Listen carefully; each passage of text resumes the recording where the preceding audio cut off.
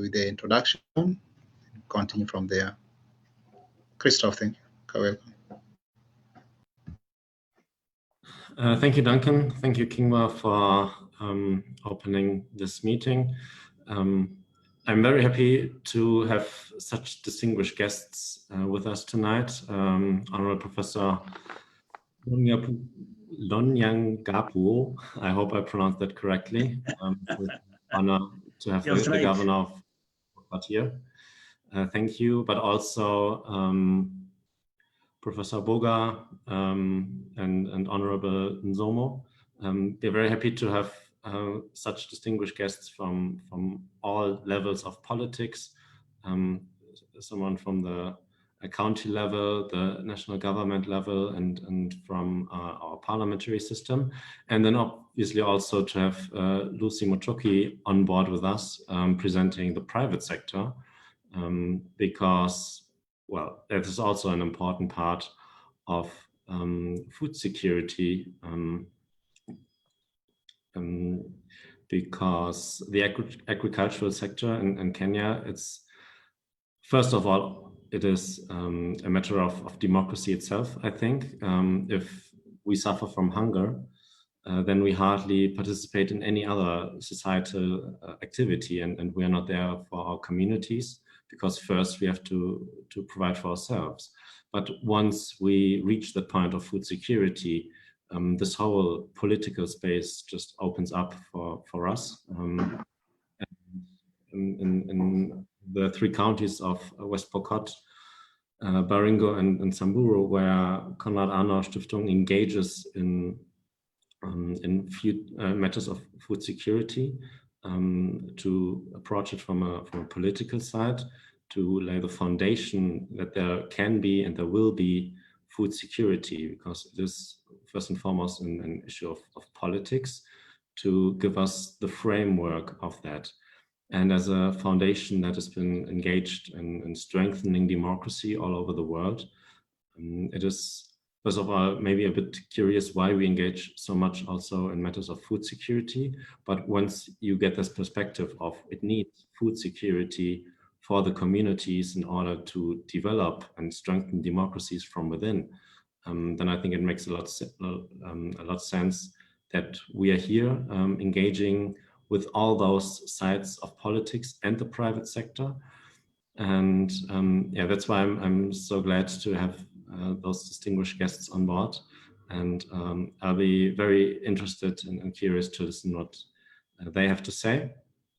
And again, I can only ask everyone to engage also in front of the various devices on Facebook, here within Zoom, make use of the chat function, follow the discussion on Twitter, and carry it also beyond this discussion here on Zoom. We will follow it and hopefully have a good discussion and a good outcome to improve on policies on food security in Kenya. And with that, I give the word back to Kingwa. Thank you.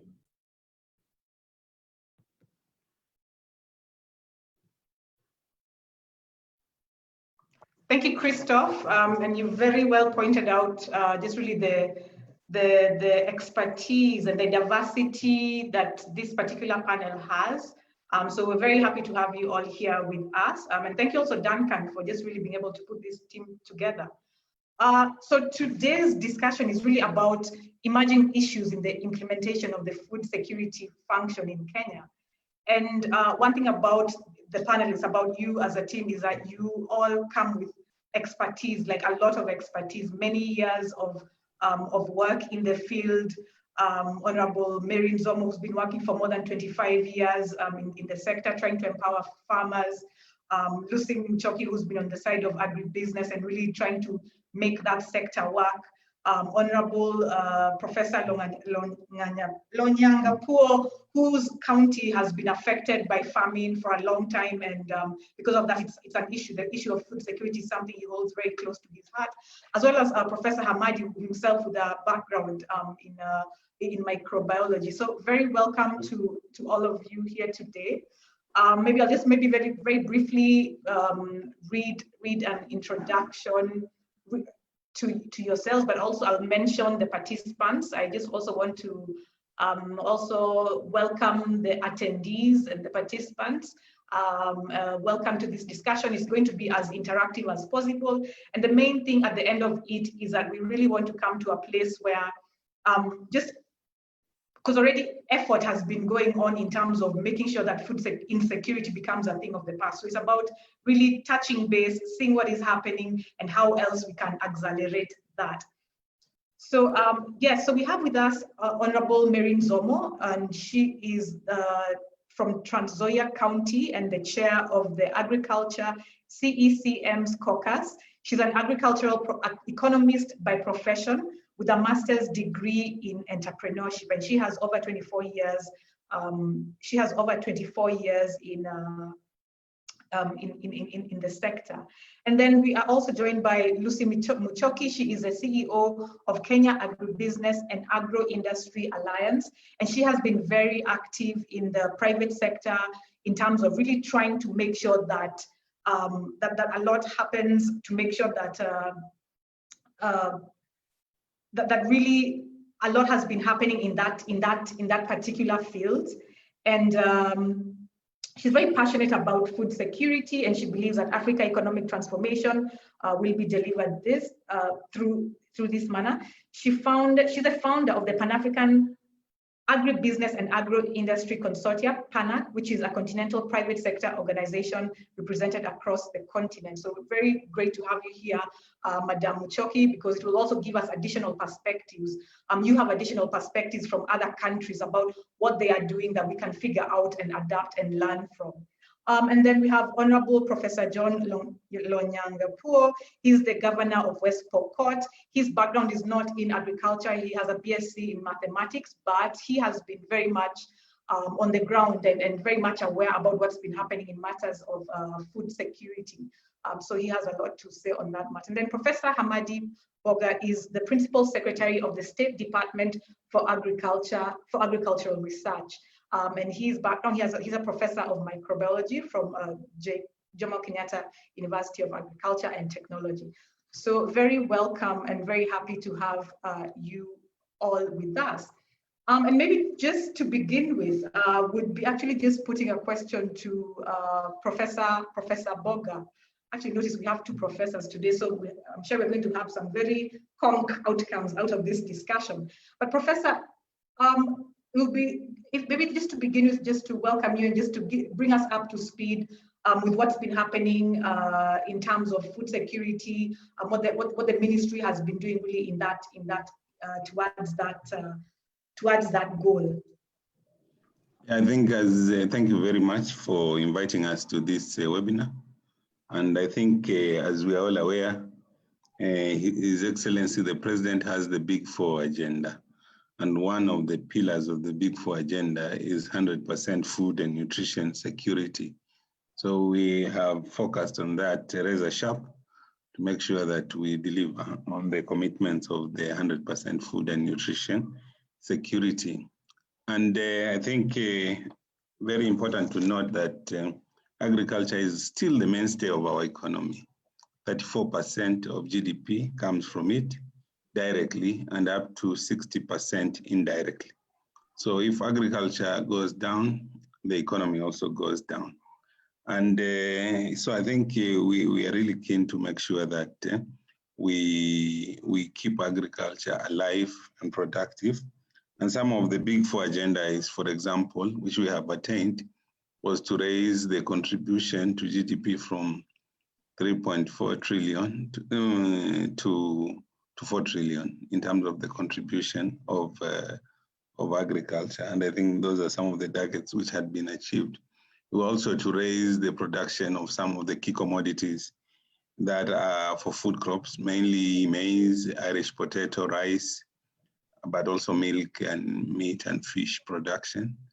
And as well as cash crops like coffee, tea, cotton for value addition. Because they would support also the element of agro-processing, which is still again part of the Big 4 agenda. So in all these areas, there's a lot happening. And last year we came up with a strategy together with our partners in the county because agriculture is devolved, and we launched the Agriculture Sector Transformation and Growth Strategy, which is a 10-year strategy that is seen to really transform our agriculture from subsistence to commercial agriculture. And this is the tool that we are going to use to implement the Big 4 Agenda. It tackles the challenges that are facing the smallholder farmer. It gives a space for agro-processing and also for large-scale farms. And it also really emphasizes the issue of household food resilience, so that the household is secure from food prices, is secure from climate shocks, is secure from pandemic. And right after the launch, as we started implementing, we were faced by locust outbreak, which was a plague, which we managed to manage together, working very closely with the counties. And this year, there could be a possibility of Agri-Inversion from Somalia and Ethiopia. We are monitoring that very closely and preparing the troops. And also the pandemic was scary for us, because we thought the lockdowns would lead to a food crisis and that we would have food riots. And together with the counties and the private sector, we set up a food security war room to make sure that everything matters food was an essential service and was not interrupted. And we appreciate the partnership of the whole government and the other players who made sure that we were fed and the prices remained low and the market remained open. Yes.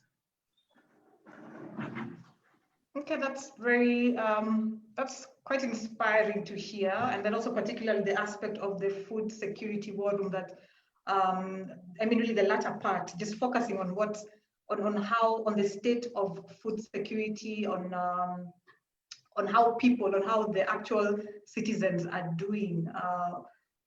Just even in addition to what the wider perspective that you've given us, that you've been able to share with us about the policy issues, the planning that's been going on, as well as what has been achieved. So thank you for sharing that, Professor. And I'll be coming to you again and just be interested to hear more about the data that the ministry has on food security and how it manages to keep a pulse, how it manages to keep a constant pulse on that.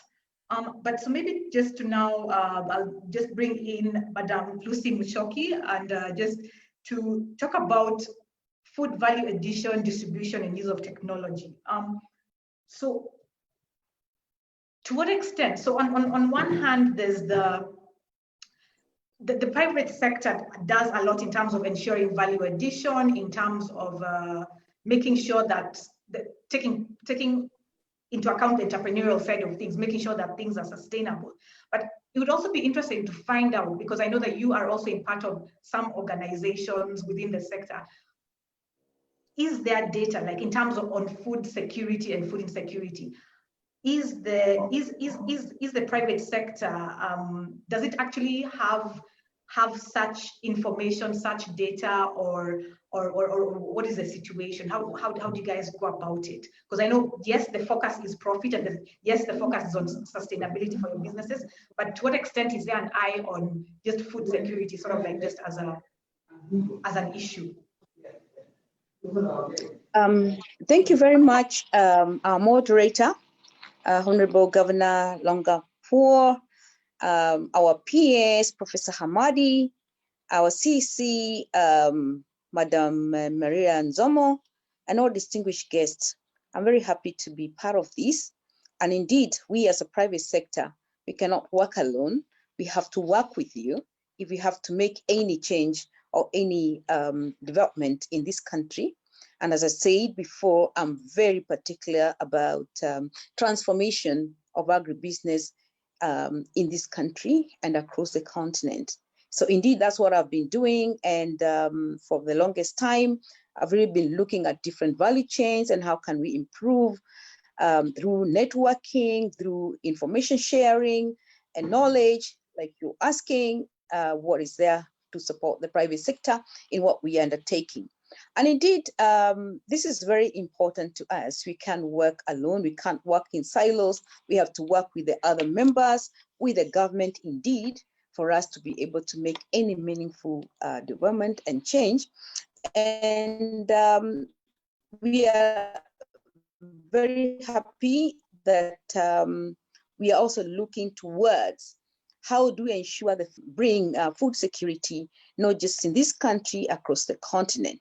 So indeed, I'm a member of the Food System Champion, the Food System 2021 Summit, and I'll be very happy to mention that we are looking forward to the participation of all of us in this food system that we'll be hosting next year. And so much is happening around the crop to see that we as countries, we are doing something, and how our food systems, how is our food system? What is there that we need to do? And that brings me to the question that you're asking. What is the position of agribusiness in this country? As the PS made his introductory remark, I'm happy that I've been participating in the war room, and I congratulate our ministry for what they have done in that war room. Indeed, this is a very great opportunity for the private sector to understand what is happening across the country. And it is something to be emulated also by other countries across the continent. So we congratulate our peers for that great initiative, because through that, the issue of data, and I must confess that I'm quite impressed by the fact that last week alone, we had a very good presentation from the government collaboration with the private sector on the data collection on the food distribution across the country. There's nothing that is important as this, understanding where is your food. Because before we as a private sector come with interventions, we need to understand we have enough food to distribute, enough food to add value. What are these crops? Where are they grown? Are these the right climatical zones for these types of food? And I'm very happy that we are moving towards that direction. Getting data is key. And if we have the data, then the rest is the work of the private sector to work and see that we can be able to achieve this through adding value. But before even we add value, how is our production? How is our productivity? Are we happy with the kind of production that we as private sector, we are seeing across or in the ground? Unfortunately, we still have a lot to do on our productivity so that we can be able to make some value, meaningful business case on our value addition. So we are talking about how our seeds, how our farm inputs, are they competitive? And of course, the issue of competitiveness is very important to all the agribusiness, all the business people. So we want to ask that we need to be competitive in our farm inputs. We want to be competitive in our labor so that we can be able to stop importing food from our neighboring countries and across the globe. We know that today we are seeing a very high increase in the food importation. Almost what we imported in the 2015 in terms of food stood at that was 2010. It was about 33.6 billion. Whereas last year, we did more than 100 billion. That is triple what we had imported 2010. I want to see these as an opportunity for the private sector. I don't want to cry foul about it. I don't want to whine about it. I want to see it as opportunity. So indeed, I see that if we can work together with the government, addressing what are these issues that are making our products uncompetitive, then definitely we'll be able to add value, we'll be able to have, to move forward as a country, create jobs, at the same time, create wealth. Thank you.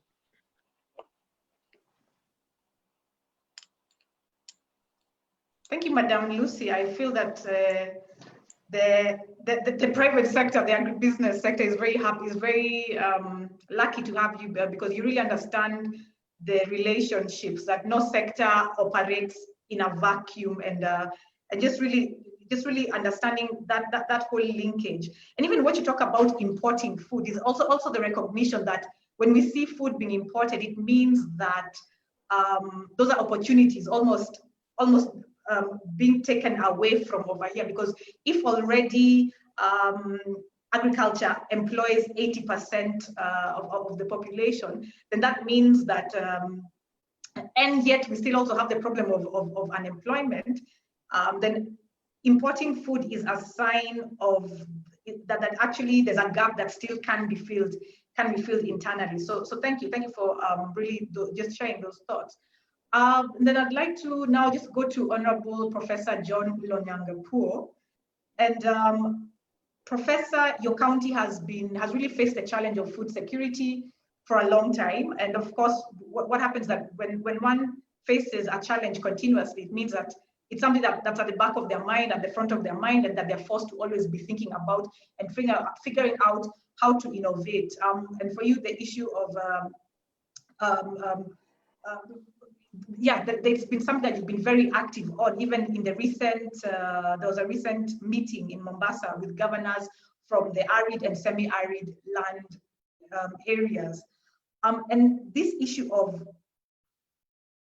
so the issue of emerging issues on really agriculture and food security really highlighted. So, but it'd be interesting to hear from you what were the conclusions, what was the summary, really take-home recommendations from that meeting that you'd be happy to share with the public, just to hear about what is happening moving forward in the ASAL regions.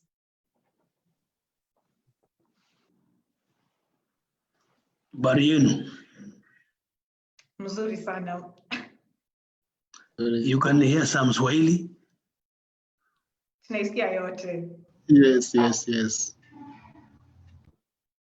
First of all, I want to appreciate this opportunity you've given to me, that I am able to participate in this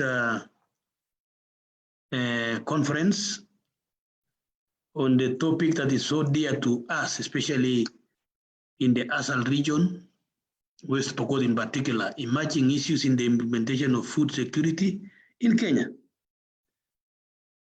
But if I may ask, this is the powerful lady who wanted to become the president, the youngest president in Kenya, or another one? This is she. This is King Professor.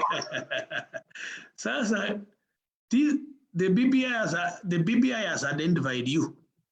They are now saying they want ladies to gender. If you want to be a governor, they should be, if it's a male, they should be female.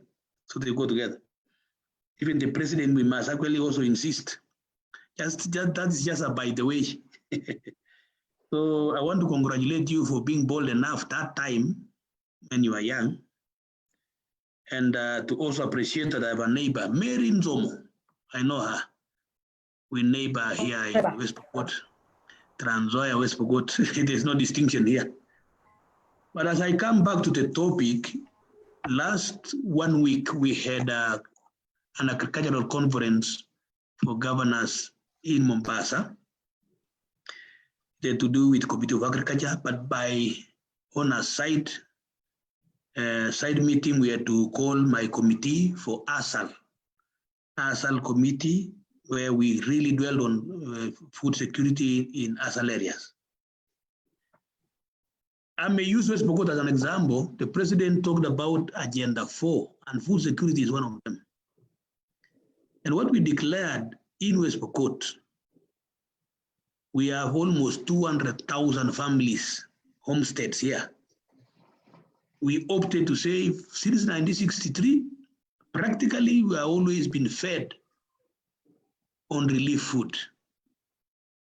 When my government came in, I came in 2017, we passed a law in our assembly here. Every homestead, come what may, should plant food not less than half an acre. And the most common food here for these Africans I lead here is maize, staple food here. We borrow a lot from Trans Nzoia, and Zomo will tell you I have not been buying their food of late. So we decided to work with Kenya Seed, which is in Trans Nzoia. We worked with other agricultural farms. We tested our soil in every ward. I have 20 wards, dry areas, and we also have very wet areas, so that we knew what type of seed we have to put. And I talked to them practically through the local radio stations until everybody came to know that we no longer need to waste our energy. How can a man and a woman from dawn to dusk stay at home without doing any work, and you are waiting for some manna to come from Nairobi in the name of food?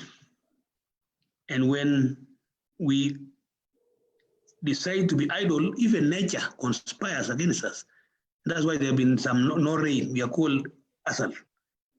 But when we took a step of faith to start doing a compulsory planting of seed, and we have committees right to the village. We have a committee for agriculture, we have a committee for livestock in every village, and I have over 2,000 villages. So when we have that going on, we now make sure this seed is distributed. 2018, we got the Pamba harvest. I think God saw the faith we had. It rained, including areas that never rained. 2019, it repeated itself until it became excess, and we had landslides and floods. This year, it repeated itself until my neighbors who are in Turkana have realized food can also grow there. So as I speak to you, we have dealt with this agenda of food security practically using the power of the people. The farm is theirs, the energy is theirs. We just keep a little bit of support of seed.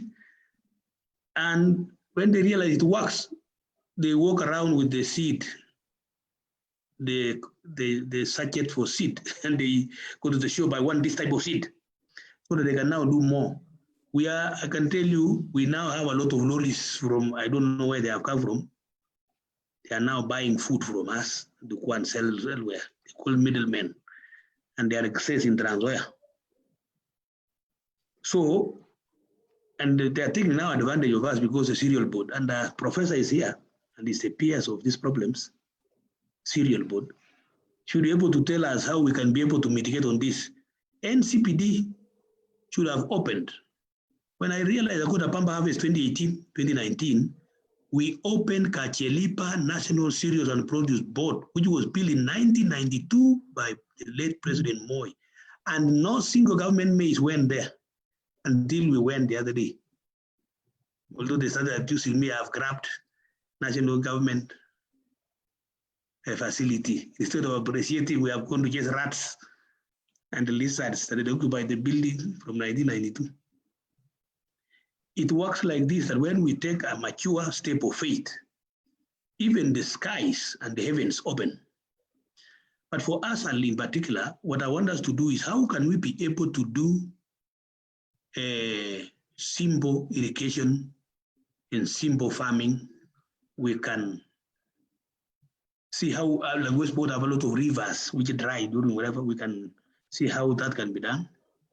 What we are doing, we are also buying some generators so that people can work to see during dry season, they can pump water from the river. You saw last week, and I think Zoom also, we had US ambassador around, and we took him to our greenhouse that was done by a group of ladies. And it's already working miracles, because you see when this crop is ready, another one is going in. So we are moving towards that kind of making sure that we have money, we have crops that can give us money, we have crops that can give us food. But how I also would have loved the Ministry of Agriculture, although agriculture is devolved, why don't you fully and wholly accept that it's fully devolved? Because as I speak to you now, I have a program called Smart Agriculture, for which we are supposed to be getting 117 million per year for 5 years, almost over 500 million through, I don't know if it's a loan or a grant, should be a loan. But Kilimo House, where Professor Boka is, and the National Treasury, they release even a Panadol is better to a sick patient. So we end up getting 20 million instead of 117 million. We would have done massive things to change. Gone are the days when we can really be found in conferences. I like nowadays. Now I'm not paying to talk to you, or is it being paid? I don't know. But it is better. I am now in the county. I can talk to you. You can listen to me. I can listen to all of you, and I appreciate that. If I'm able to utilize the little grant or the whatever support we have right in the farm, we are now trying to, because of maize has become a problem around. People are going into mixed farming, with planting bananas around, and all types of fruits, which is good. We are almost about to plan to do our first mango processing plant in a place called Lomut this year, because people are now diversifying. So I would have loved to say, when we are talking about emerging issues, this is not the traditional agriculture we have. Another thing that our ministry, main ministry government has failed us, and I don't know what is happening in Zomo. That's where we normally buy our farm implement in Trans Nzoia. Their government, national government, approved by Kinapias there, decided to impose duty on farm implements, agriculture, and all other implements this year. Now you are killing agriculture. And you know agriculture is the one driving our GDP. You have just put it here. It is running into real money. And the cornerstone for our GDP and our economy, whether we like or not, should be agriculture. But we have turned the tables. We have put politics as number one, 24 hours. Even productive people are very busy now talking about politics. Until people are now beginning to assign themselves, they want to become ministers and they want to become presidents in 2022. Before 2021 will come, then we may not be there. So how do we talk about this as I finish? How do we talk about agriculture and to solve these emerging issues when we have now decided to make farm implements far difficult to be reached by farmers? I will look for PS on Wednesday. I'll be in Nairobi. I want to really know what's happening, because as in West Pokot, we are now going into serious agriculture. But now when we are entering agriculture, now we get roadblocks on the way. How do we do it? That is a question that you will answer after this or the next. Otherwise, I like this. Yeah. Thank you, Professor, and very, again, inspiring to hear the work that you've been doing on the ground, and even just in such a short time, and since 2017, but even beyond being such a short time, but just that determination to say that we are no longer just going to be sitting down waiting for people to come and give us handouts, but let us do what we can where we are with what we have. So kudos to that. And later I'll be coming to ask you again about what other, because I know you as you mentioned, you caucus quite a bit with the other governors in the ASAL areas, and in the committee. So it would be interesting to hear also what other headway has been made on in that way. So yeah, thank you for just that update, and I'm sure a lot of the people who are hearing, if they're from different counties, I'm sure they've learned a lot about what is common, about what they can do. So we'll be coming back to you. But for now, I'd like to bring in Honorable Marin Zomo. I think we were saving the best for last. So Honorable Nzomo, you have been very active in the agricultural world and very passionate really about empowering farmers. And you are the chair of the Agricultural CECM's caucus, and which means that you have a very much a bird's eye view of what's been happening in the agriculture sector in the different counties. So first of all, it would be interesting to really go in depth on the food security issue, because I find that it's very easy to get lost, is to sort of like not get lost per se, but rather to talk more about agriculture rather than the actual food security and the numbers and the people and the actual, because for me, like I was in Isiolo on the weekend and I saw people sleeping on the road and I was like, so where is their food security? How are we monitoring such people? So maybe the first question would be, how in the counties, what is being done? First of all, is this discussion of food security beyond the agricultural sector, or is it more of like a social welfare issue? So yeah, so maybe just you could say something about that, about how you approach it, how the counties approach it, the whole issue of agriculture and food security, and actually like in terms of actual individual welfare of people. Okay. Okay. Thank you so much for inviting me to this platform once again. This is my second time to be here, and I'm proud to be sharing this platform with His Excellency Professor John Nyakapo and my very good friend Professor Hamadi Boga, who is a strong believer in devolution. And I can say that since he joined the ministry, we made a lot of strides as county governments. And like our professor has said, we all know that agriculture is devolved. And the expectation is that with a devolved function, the resources should follow the functions. But Professor will agree with me that, like he has said, this has not necessarily happened. And some of the things we would have envisaged to do as counties, we have not been able to do because the resources have not necessarily followed functions. And I would say that county governments, and of course, as I talk, I'm also looking at all the 47 counties, the ones, of course, I represent. We have redefined food security, and it's no longer about the stomach. And I've been in the ministry for quite a long period of time. And food security in this country was previously about cereals and pulses, because it was about getting food. But what we did as county governments, and most of us actually did this, we did very critical analysis of value chain analysis with a view of identifying value chains that will not only meet the food and nutrition requirements of our people, but also transform their lives by making sure that they are producing these value chains profitably, and they are also able to market their products so that they can get income. And at the same time, we're also looking at the issues of gender inclusion. We're also looking at the social acceptability of these value chains. And we're also looking for at the capacity for value addition and commercialization. We're looking at the broad scope.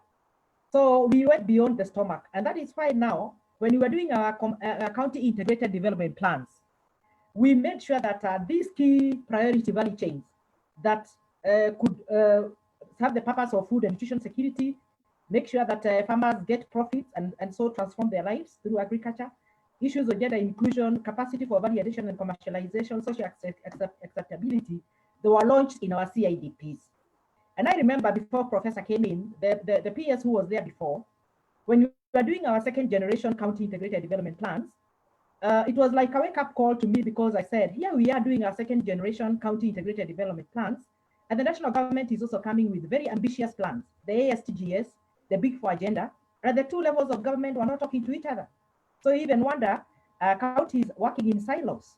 But I'm happy because Professor now has been working very closely with us. We are reading from the same script, and out of that discussion, the then PS actually set up a team that was sent to county so that we can be able to read from the same script, look at what is in the ASTGS, look at what is in the Big4 Agenda, and see how we can incorporate them into our county integrated development plans, because we are all addressing the same, objective at the two levels of government. And of course, in line with that, we all know that in line with the Malabo Maputo Declaration and also the Cardiff commitments that Kenya is a signatory to, it is a requirement that at least 10% of the national and county government should be allocated to agriculture. And I would say that counties, we are even doing much better than the national government. Maybe Professor will say where we are at the national level, but I know there are counties which have allocated as much as 16% of their county budgets to agriculture. And this is what we are working towards, by making sure that these value chains are well anchored in the CIDPs, and during the budgeting process, we dedicate resources to develop these value chains. And then previously, a lot of attention was being given to the software aspects, where now people are just addressing or rather we in extension were just addressing issues to do with production. But there is something much more beyond the production. So as county governments now, after doing the value chain analysis, we mapped all the value chain actors, and we were able to identify nodes across the value chains for each of the commodities where various actors can come in. And we are tapping into the capacities, into the strengths, and into the capacity that exists even beyond the government, so that we can make sure that there is active participation by all the value chain players. And of course, in line with that, because we say even as we look at the other aspects of the value chain development, we have to make sure that the productivity and the productivity of the existing value chains is enhanced. So counties have come in with subsidized inputs. Professor has just talked about seed. My county, we embarked on fertilizer very early in 2014, where we made sure that farmers use the right fertilizers, the balanced fertilizers, non-acidifying fertilizers, to unlock the productivity in our soils. We have also worked towards strengthening extension services. This was fully devolved. And I would say that counties, we have made some strides in making sure that we employ staff. The last time the national government employed staff was way back in 2007. Counties, we have been employing staff gradually, though not at the pace that we would have wanted. We have also brought on board e-extension, because we realize that the farming population is far larger than the number of staff that we have. We have brought in e-extension. We have enhanced capacity for an effectiveness of extension services by making sure that we have vehicles and motorcycles for our extension officers to use. And of course, most of the laws that existed before devolution, a lot is happening so that these laws can be revised so that they can be aligned to the devolved system of government. So at both the levels of government, and I would say this is a key area for the national government, and I'm happy Professor is here, making sure that there is an enabling environment for all the value chain actors to be able to do profitable business along the whole value chain. And I'm talking about the legal, regulatory, and also the institutional framework that is needed to develop agriculture. Professor has just said that at the county level, we are doing some subsidiary legislation, maybe out of growing out of patience at the pace at which the national documents are being rolled out, but we have that capacity to do that. And we have also done something we call having conversations around regional blocks. The 47 counties are divided into 8 regional blocks. And like the county where I am and Professor, we are in the NOREB, North Rift Economic Block, and there are 8 of these blocks. So we looked at the strength, we are looking at the strength and the comparative advantages in the counties in those regional blocks, and working towards those value chains that can drive agriculture, that can drive profitability, and of course, economic empowerment for our farmers. And we all put our strength there with a view to tapping into public-private partnership and linking with markets that will require volumes. This is something that is happening. And we're also supporting our farmers with the infrastructure. I said before, we dwelt a lot on the software, but we are now having projects and programs within the county and also through the donor-funded programs like the KSAF, the NARIG, the ASDSP, where we have now brought in the aspect of the hardware. Because, and Professor will agree with me, software alone without a component of hardware cannot transform agriculture. So we've seen counties going into constructing warehouses to store grains because we don't have adequate capacity. And like in my county, which is a bread basket, we only have one national cereals and produce board depot. So what happens to the farmer at the farthest corner of the county? We have done warehouses, we have done dry facilities, and I'm happy between me and Professor, we are having a serious conversation with even our governors about now handling the issue of post-harvest losses, because it's no good supporting production productivity and you end up losing over 30% of what is produced. So I'm happy that Professor is also working very hard around the clock to make sure that even issues to do with dry facilities, they are also supported from the national government. Milk coolers have been brought in. Professor, you are doing very well, better than me. I know you have bought lots of coolers, milk coolers for the farmers, so that you can make sure that we reduce the wastage, and especially for the evening milk. Counties are also supporting value addition, and farmers are doing proposals and being funded through some of the projects and programs that we are doing. Water harvesting, these are programs that we are doing, and supporting irrigation, because we also appreciate that there is climate change. And I would say that Professor, being a researcher, we are looking at a situation now where there is climate change and the landscape is changing. Maybe what we used to call traditional counties for particular value chains, things are now changing. And we are telling researchers, can you now go back to the drawing board and make sure you do further research so that we can also open our frontiers. Professor will tell you that even in the ASTGS, we are looking at expanding more land to be put under agriculture in an effort to meet our food and nutrition requirements. And I think this is a conversation that can be taken further. More research can be done so that we can expand into those frontiers that nobody had looked at and as potential areas for production of food. And I've demystified one thing. We used to have ASALs, and people are just saying arid and semi-arid lands, and there was the perception that these counties cannot produce food for Kenyans. We are now talking about low rainfall and high rainfall areas, because every county in this country, and I'm repeating this, has potential to produce food. It's just about identifying the right value chains, support it through of course, the interventions that are identified through the value chain analysis, and we can get enough food and even export. And the issue of food security will be a thing of the past. So we defined, and I would say that as county governments, we are working very hard. And with the extra support that I know we will be forthcoming through my very good friend, Professor Boga, who believes in devolution, I'm sure Kenya will no longer talk about food insecurity. We'll talk about empowerment. We'll no longer talk about malnutrition. And I will be a country that can stand proud and hold our neck high and say, here we exist as Kenya. Our people are okay. Thank you. Thank you. Yes, Kingo. Kingo, just a moment. Okay, thank you. There are some questions that or any of the panelists can respond to as we continue. Thank you very much. And I request all our attendees to ask questions on the question and answer portal. Thank you very much. Kingo, back to you. All right. So thank you. I liked that first round of discussions. But if there was an alien coming from Mars, having had all that, one would think that we are perfect. We're doing very well, excellently. There's no hunger in this country. That we are on point. So it appears, and there's reality, and there's what is said. So we need to figure out what is that missing link. Because we read in the newspapers about food security in some parts of the country. Okay, there was another alarmist one. I think it was in Nyandarua, where they were saying that there were 29,000 families facing food security problems. But I say this because in the aspect of the way we are ranked, there was a ranking with I forget the name it was, but how we are doing in actual fact. I'm going to come back to you with that. But for now, let me just share some of the comments on the chat. Someone, Infinix Hotline, Infinix, please give us your name. Otherwise, your credibility in asking will be a bit questionable. So Infinix says, why are we eating rotten and stinky packaged maize flour in the urban and rural areas when we've abandoned technical expertise abound in Kenya? What has happened to good standards for supply of safe food to Kenyans? Why are we not paying attention to this big health hazard? Yes, the issue of standards comes up. And then Infinix still says, food security is still a mirage in Kenya because of prevailing poor seed quality and imported poor fertilizers. The adulteration of Kenya Seed Company and the failure of Kenren factory are evidence of the problems. When will the national and county governments fix these problems?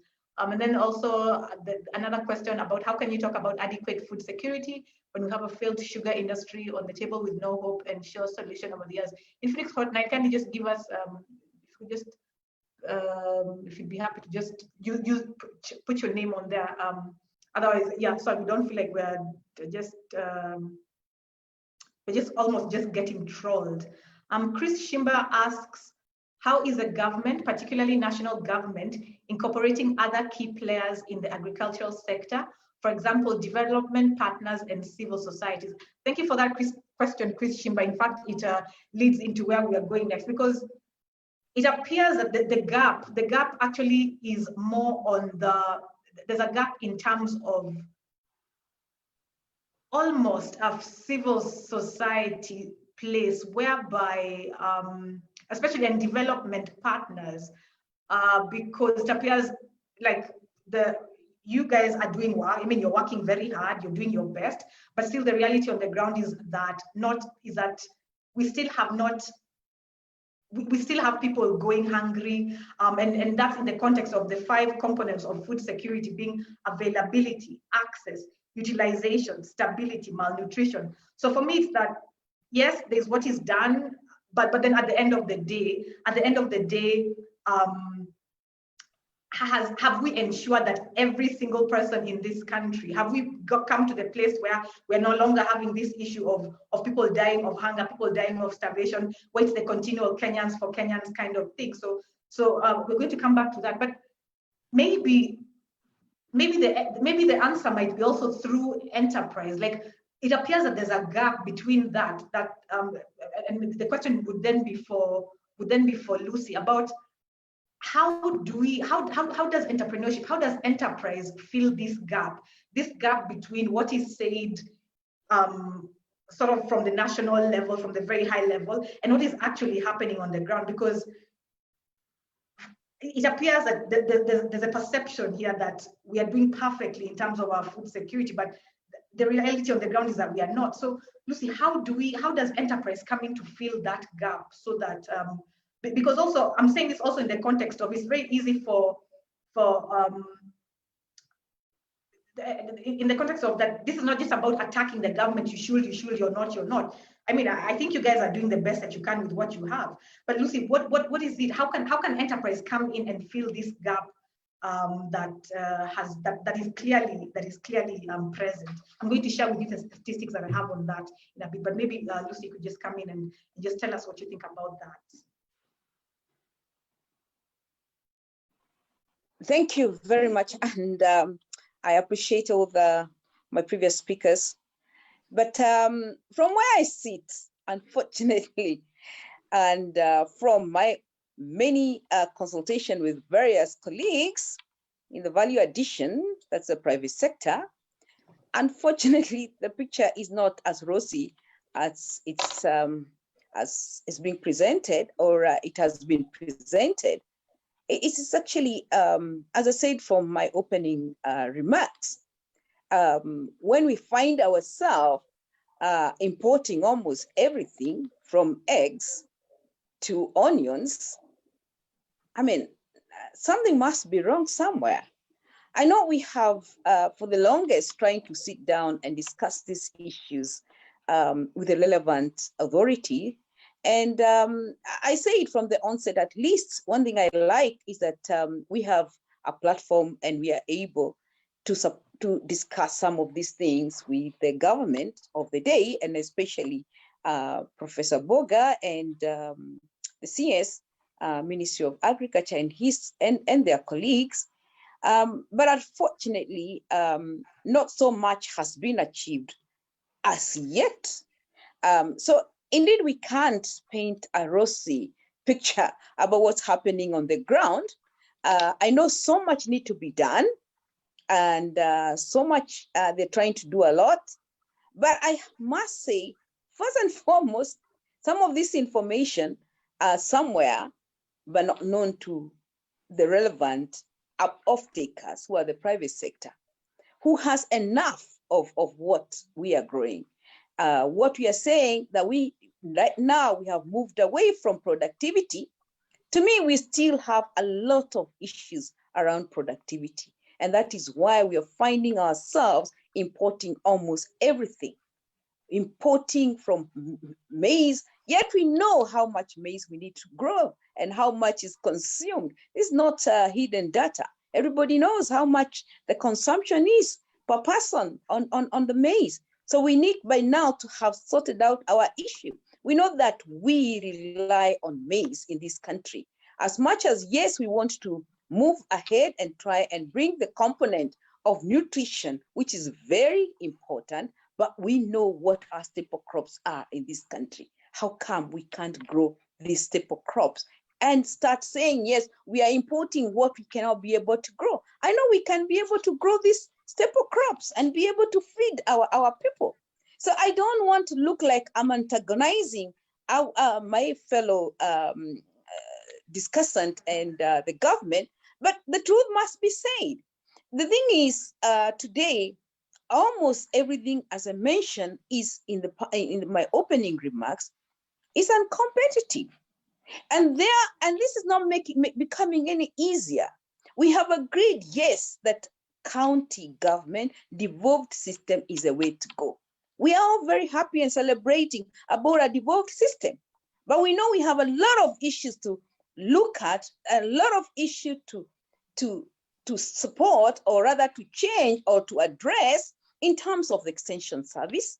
How do our farmers get the right varieties that need to be grown, the right hybrids that need to be grown, and the right time to achieve? When are they going to get the right time? When do they receive the seeds?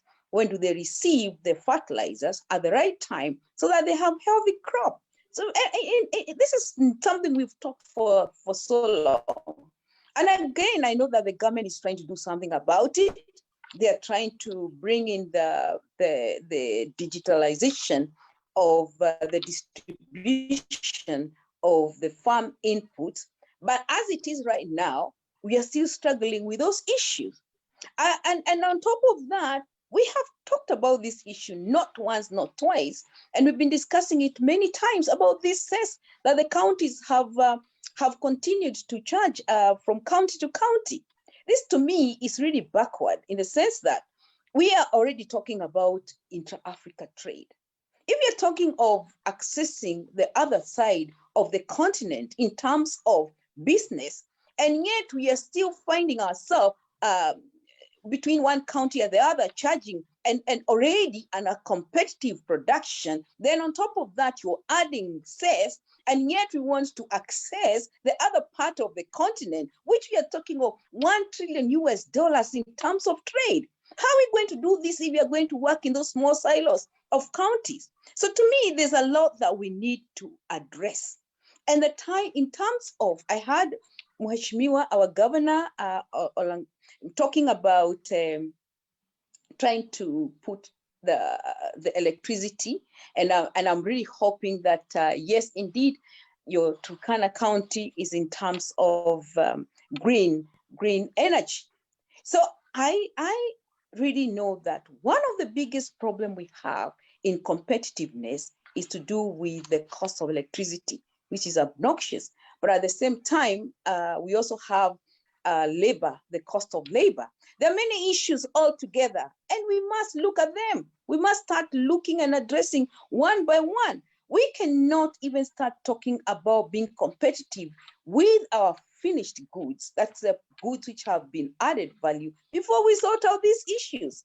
And we cannot close our eyes and assume that nothing, that this, we put them under the carpet. We have to discuss them. We have to look for solutions for these issues.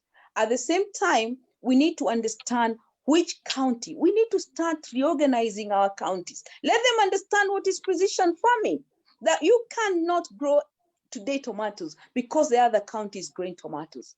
Tomorrow we are going to have a glut. And that's what has been happening. Let every county start understanding what is a comparative product or comparative commodity that they should be growing. So then we can start understanding how to trade among ourselves.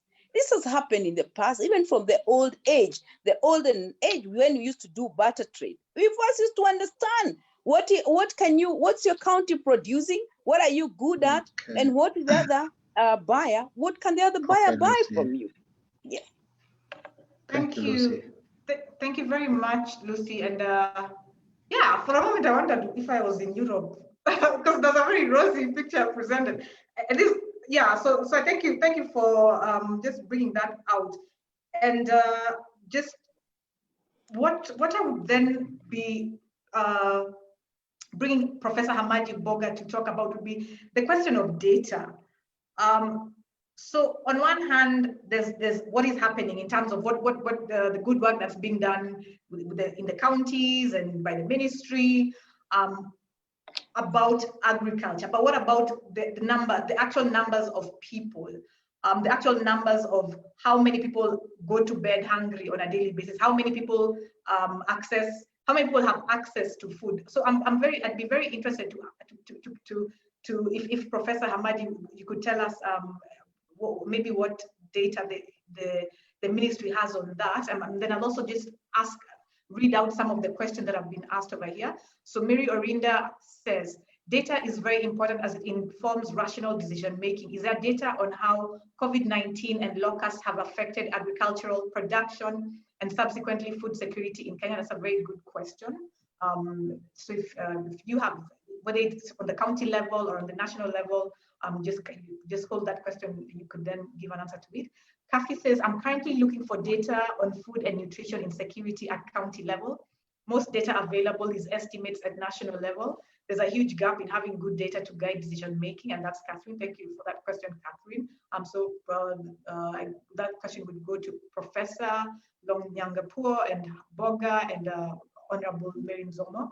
And then Macharia says, I'm impressed with the presentation of Professor Lonyangapuo and Mrs. Nzomo and Honorable Nzomo on efforts put on production. However, little is being done to address the demand end, which is key in driving production. To Professor Lonyangapuo, what is your government doing to ensure livestock producers are informed of livestock market demand? And that's a question by David Macharia. And then Catherine asks, based on what has been analyzed in the war room, how has COVID-19 affected FNS in different counties? That food and nutrition security in different counties. Very, very good question. Very good question, Catherine. And we could have Professor Boga answer that, and also Lucy, because she mentioned that she's been part of the, she was sitting in. It would also be interesting to hear your thoughts on that. And then, so then there's a question, national and county farmers field extension services failed from early 1990s to date. The government talk about good food situation is clear manifestation of the big disconnect that exists now. When shall you experts depart from this fiction to reality? And that's a question by Stephen Namusule. And I know, yeah, Stephen Namusule is a chair of the executive director really of Ford Kenya Party. And yes, so maybe we could just actually, yes, to Professor Hamadi Boga, the questions on data to begin with. Okay, thank you very much. I noticed that we are all over the place, so I will respond all over the place. The issue of data, we have a data unit in the ministry that deals with all data. And we also have the National Bureau of Statistics, the KNBS, it also has data.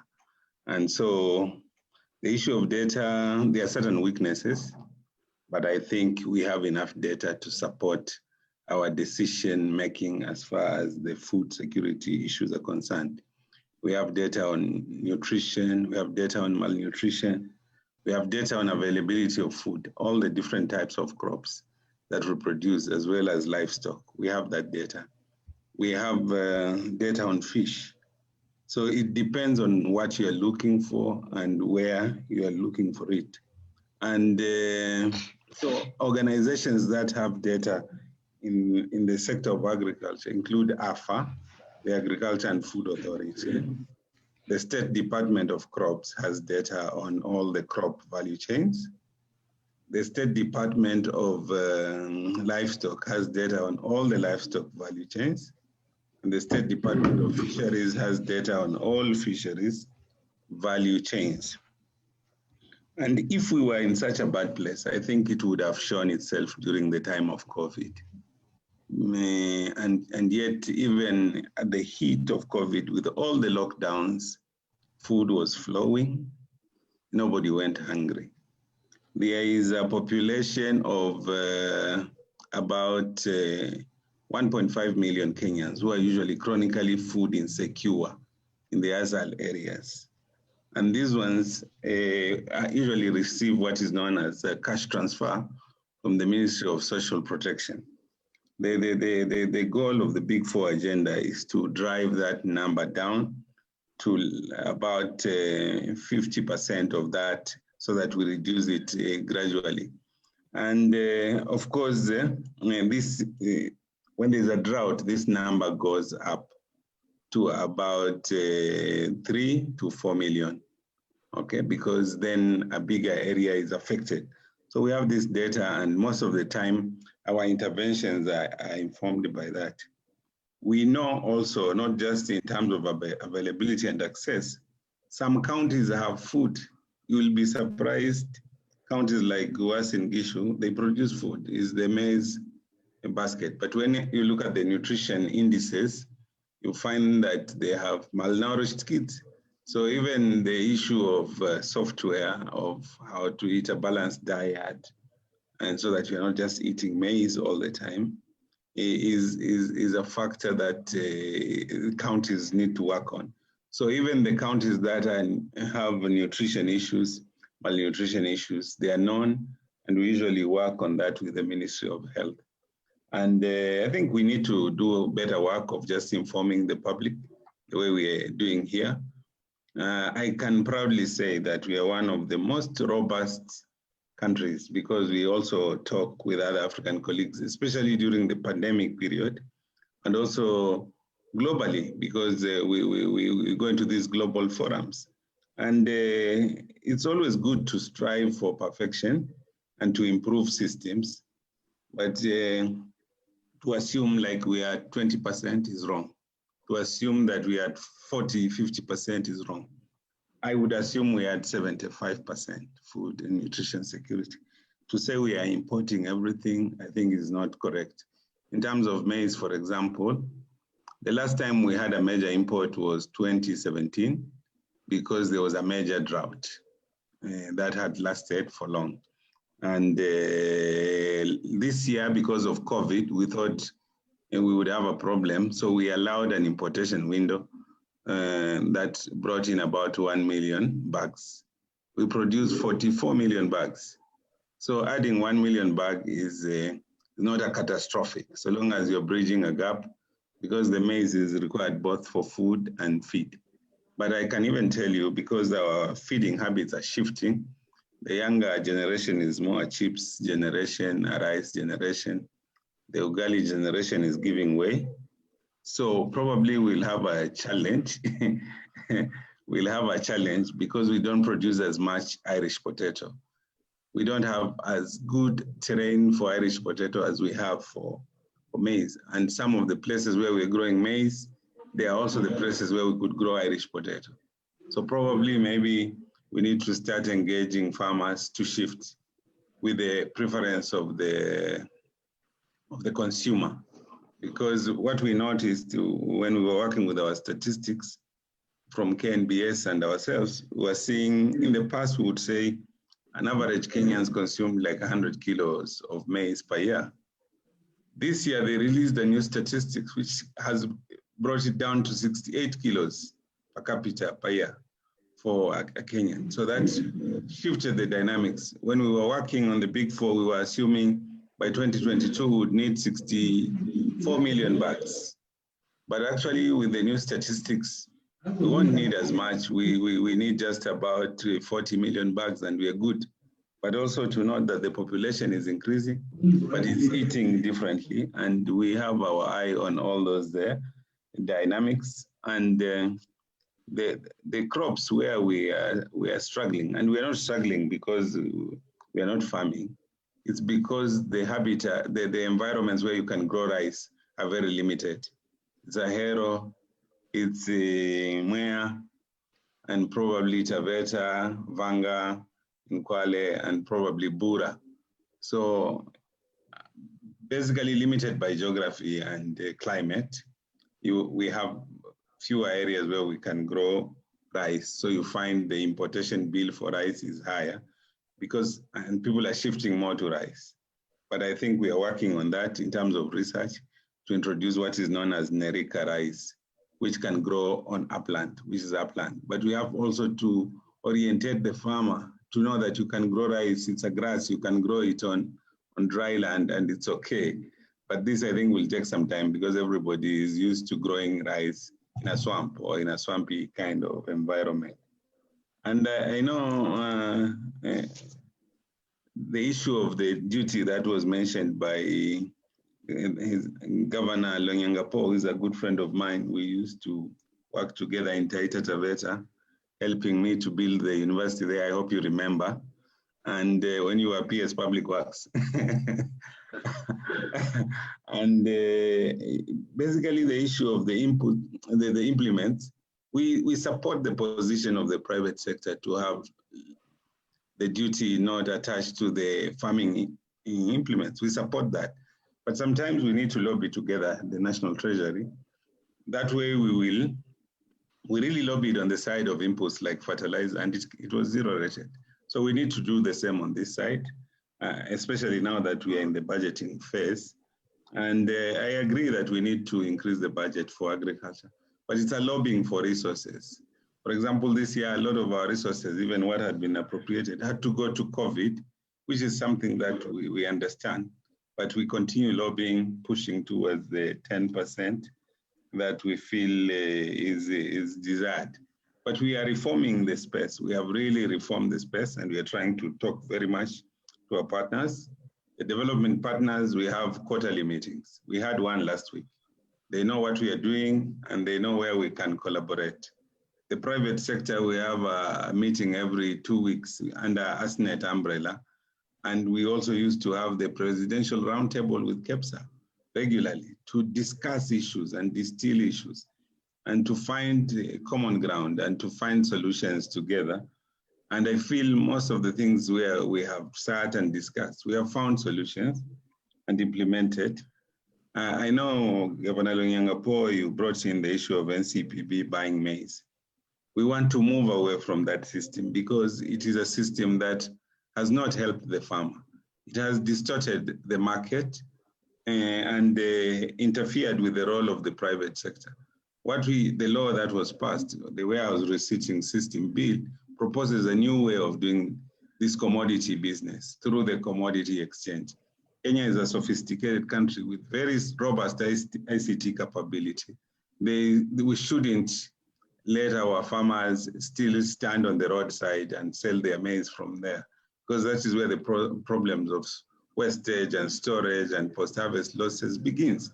So we are saying private individuals set up warehouses, government, both county and national licenses, let the farmers store their produce in these warehouses where they are secure, they are protected, they are safe, and wait for the right price so that the government is not involved. It's just a facilitator and an enabler. And that is what we are trying to do. But I know sometimes it's, especially around political times, you find government goes to buy because they don't want to be voted out. And in the end, you take 2-3 years to correct that because it will distort the market. Even government going to buy fertilizer will distort the market. We'll have 2 fertilizer prices. Investors will not come to invest. And so we have been talking with the private sector, and we are listening to our people, and we are listening to our counties. We try to create a system that is market-oriented, that makes Kenya open for business, that enables business to thrive, to create opportunities. We have a robust SDGs. Read it. If you read the SDGs, we have put all our solutions there, and it was a collaborative document, and it explains— That's on the ministry website? Yes, kilimo.go.ke. It's up there. It's also on the FAO website, and it's a robust document that most African countries are trying to get to such a document to organize their systems. And I know there's a lot of skepticism, but sometimes we have to look at our realities and say we have made progress and we have a lot of work to do, but we can achieve that together, not through passing the buck or blaming or avoiding responsibility. Yeah. Thank you, Professor Hamadi, and yeah, very inspiring to see how you're very much on, you have a finger on the pulse really of what's going on. I think a lot of people think government just put their jackets on the chair and then go out. So yeah, so it's really good to hear that. So thank you, Professor. And then Professor Lonyangapuo, what would be interesting to hear, because you caucus a lot with other governors from ASAL areas, and really you've been doing a lot of work in this area of food security and trying to find innovative solutions. So it would be interesting to hear, apart from yes, you've been doing this in terms of trying to make people, getting people to take ownership in terms of ensuring their own food security, but what are some of the interesting and innovative solutions that you've had your fellow governors coming up with to try to ensure food insecurity becomes a thing of the past? What are some of the ideas that you've seen from your colleagues, or it could even be outside of Kenya, other parts of the world? What are some of them that maybe you might not have started on yet, but you're thinking of would be worthwhile to start looking into?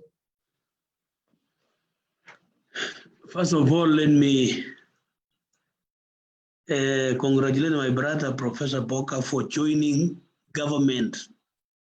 He's now the PS. I was a PS then, and the way he told you. But Professor, when you remember, you know, Taita Taveta University was dead. It was abandoned, stall projects before I came in that time. And we worked government, and that's why I'm talking to you, because you can do something. Government, and we created line items for these dead and stall projects for universities, because we knew that's the center of knowledge. Taita Taveta University finished, revived. In fact, my name should be attached somewhere. You need to tell the VC not to forget me. Seuko University. They should give you a placard. They should give you a placard. Southeastern University in Kitui. We also did one for the one who was Kitui, just college. And now then KU took over, Kibabi in Western, and very many. Now, why I'm mentioning this is because professors, together with their colleagues, can assist. Not necessarily in the ministry, but now you're in a particular ministry called agriculture. See how you can work with us and your colleagues who are in the other ministries to see how agriculture, we have no option. Let me tell you for free. If we want to lift this country and lift it high, look at Corona, the way it came. It came, I don't know, somebody said it stopped BBI. I don't know whether it did or it just, or it's a friend of BBI. But it stopped our infrastructure. You remember the trade sector, the construction sector? These things stopped. It stopped many other sectors, but agriculture has stood. Somebody talked about, so I'm trying to say something can be done, and the PS there, professor, is very active. He can do something by making sure that somehow agriculture, which is the backbone of our motherland, we need it. We should not allow it, irrespective of how the politicians make noise. Sometimes, even me, I have also been affected by the spirit of politics, but I resist when it comes to development and agriculture and many other things. So when you mention this, I think something needs to be done. Now we have C.S. Munya, former governor, and I'm told he's attempting to go back again. C.S. Yatani, former governor, in charge of all the money in the whole wide world of Kenya. Agriculture, those two gentlemen, if I'm able to meet them, I'll give them milk and blood in West Pokot mixed together. They drink, and then they wake up to realize we must work on agriculture, because this one never changes, whether you're in Lamu, whether you're in Turkana, whether you're in Samburu. Actually, one panelist was thinking I'm the governor of Turkana. The governor of Turkana is Nanok. Nanok is my neighbor. He has the biggest county on earth. Mine is 77,000 square kilometers. Mine is 11,000 square kilometers. But we are very good neighbors. We have worked together to finish insecurity that was terribly affecting all of us here. Now we can have joint agricultural functions and initiatives together. So that when somebody asked earlier here and talked about what are you doing, I heard somebody is asking, Professor, what are you doing about animal production and animal whatever livestock markets?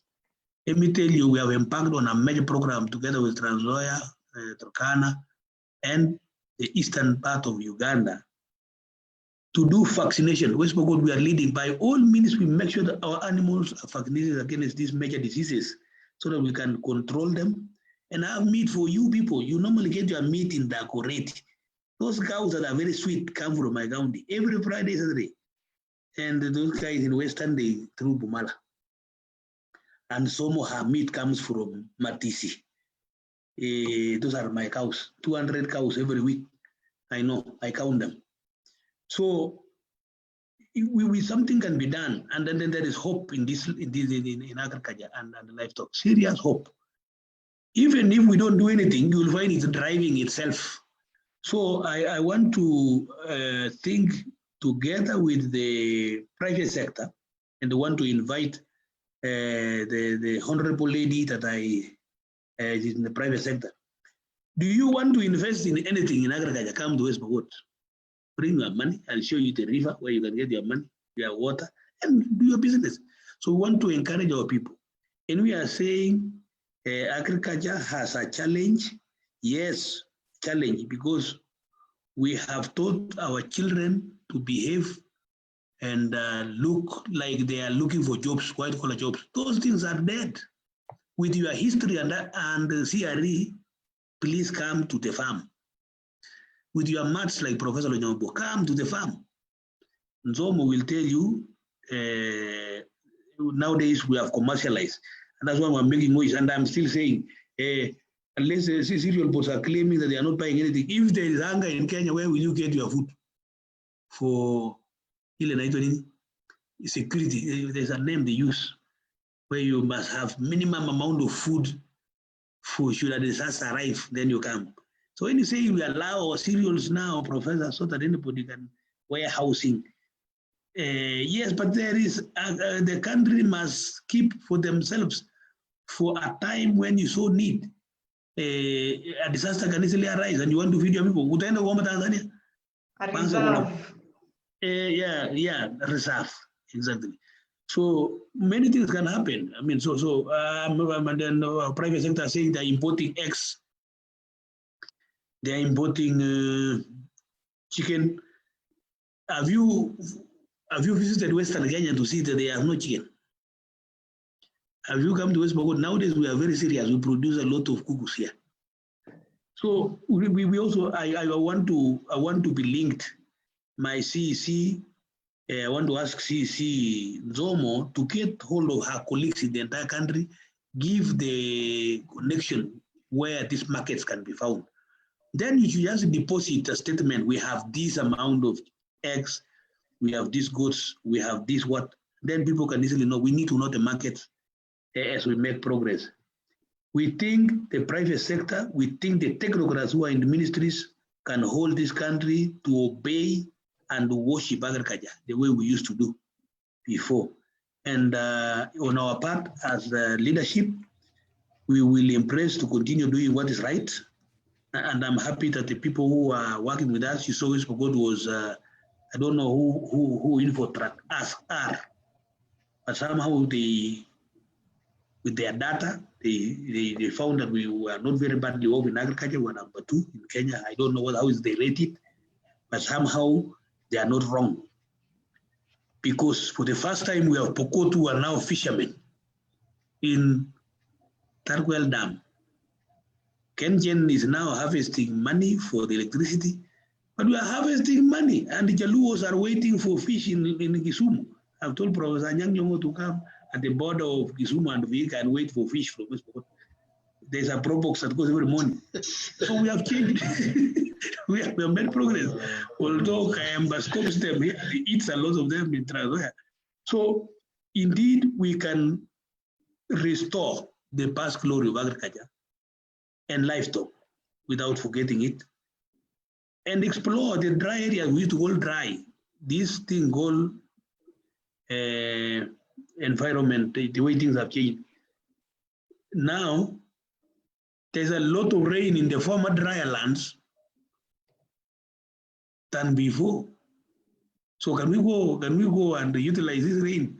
When people are talking about climate change, it has changed, yes, but areas that were dry are beginning to look like they are not dry. So I don't know. So we need also to be innovative and to improvise the way we can utilize these things as they come. Maybe if you can just quickly mention, like, are there first of all, well done on that performance on agriculture.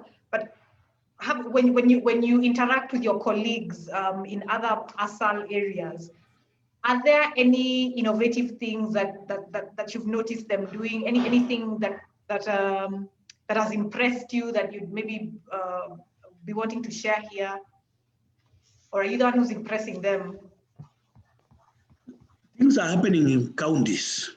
If I can tell you what's happening in Samburu now, what's happening in Marsabit and Isiolo and Turkana, we have niche products coming now in counties. West Pokot, we are going to be among the first one to do our mechanized slaughterhouse. We got support from the European Union and the national government and the county government almost over 300 million facility. It will be up and running from March next year.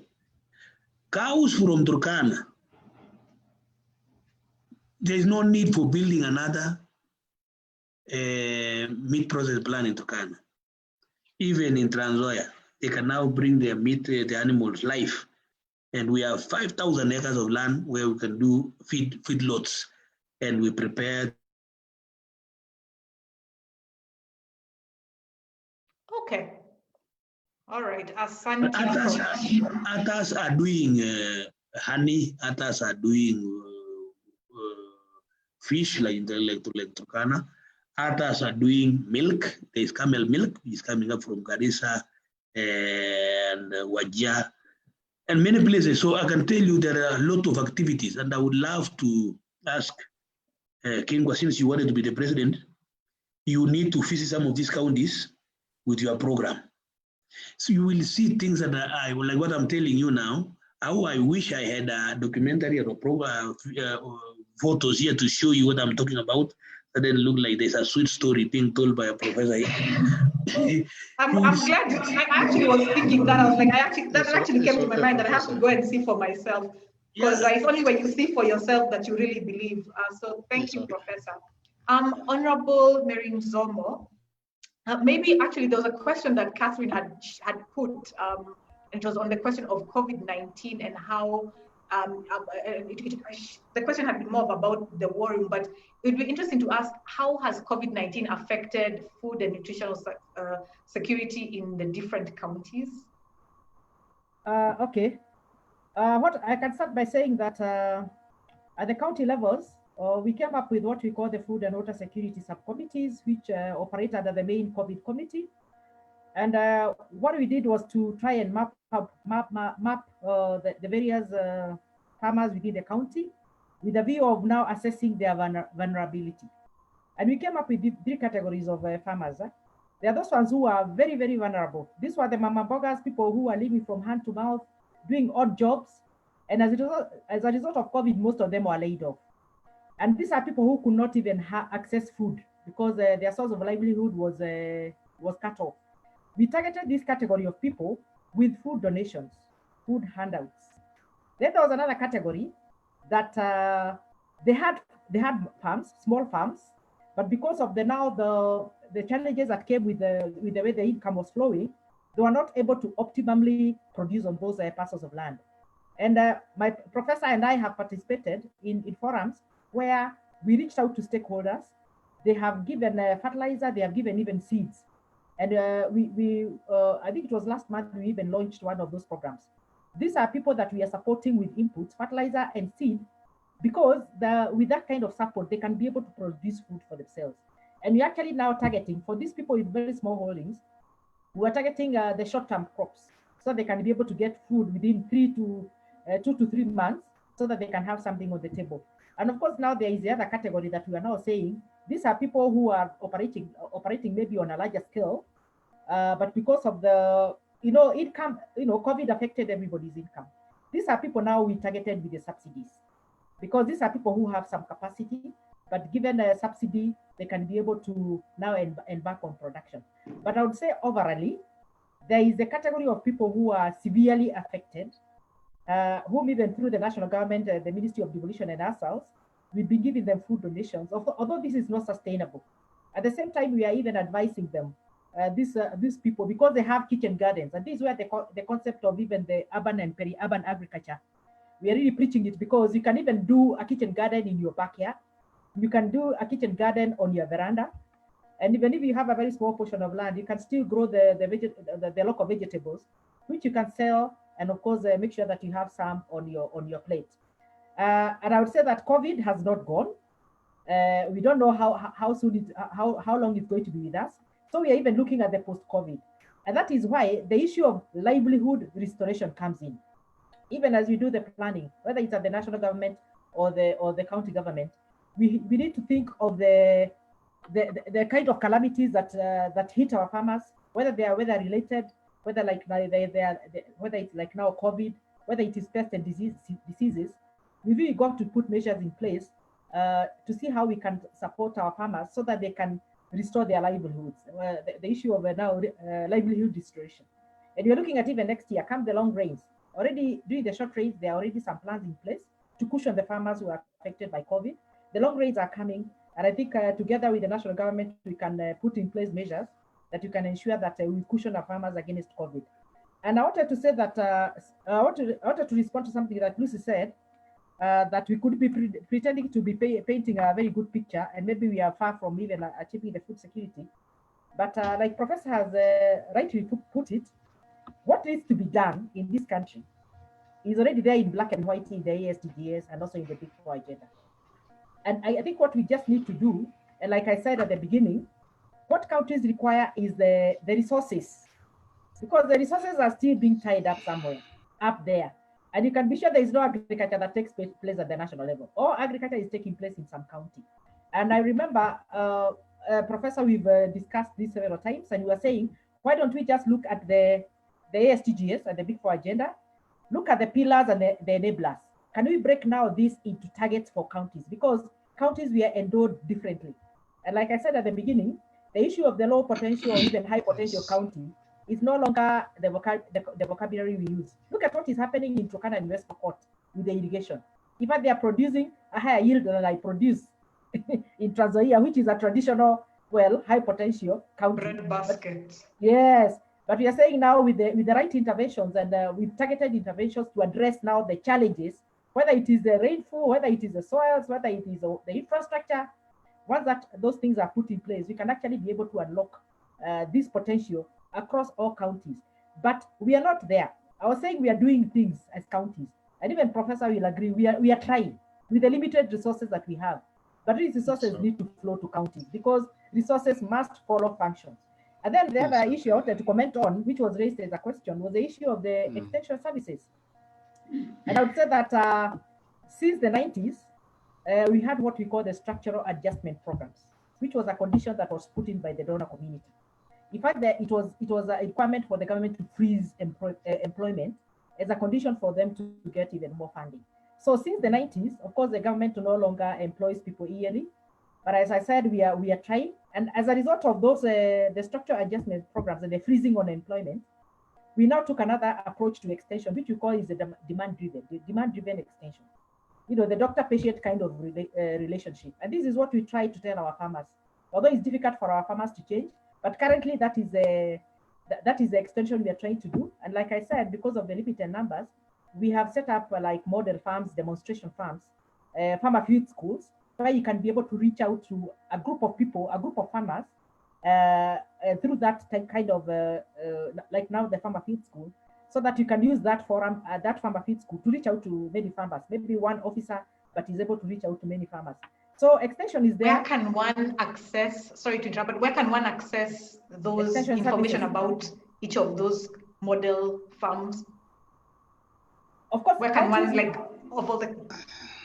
In every county, we have, of course, now the award, we have a sub-county, and of course, we have the county. And we have officers at the county level, officers at the sub-county level, officers at the ward level. And of course, the information, like Professor has said, the website, you know, has all this. There are so many methodologies that can be used to do extension. I even talked about e-extension. That is now, we are in the digital world, and this is what we are even looking at and trying to exploit. Because we even through one of the programs, we are using what we are calling the digital agriculture technology. We are using technology to provide extension services. And we are using the strength that at least every farmer can have a smartphone. And even if you don't have, maybe a neighbor can have. We can exploit technology to be able to also give extension. And of course, the issue of data, I cannot overemphasize. At the county level, we also having statistics units that are feeding into the national level. And these statistics units, they are supposed to be used effectively to make informed decisions. Because what sometimes we perceive to be food insecurity in this country, it's not food insecurity per se, it is food distribution.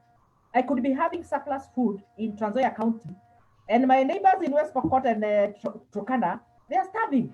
You wouldn't say in the country we are food insecure. It's just a question of having a system in place that can move food from the surplus areas to the food deficit areas. And I think this one is lacking.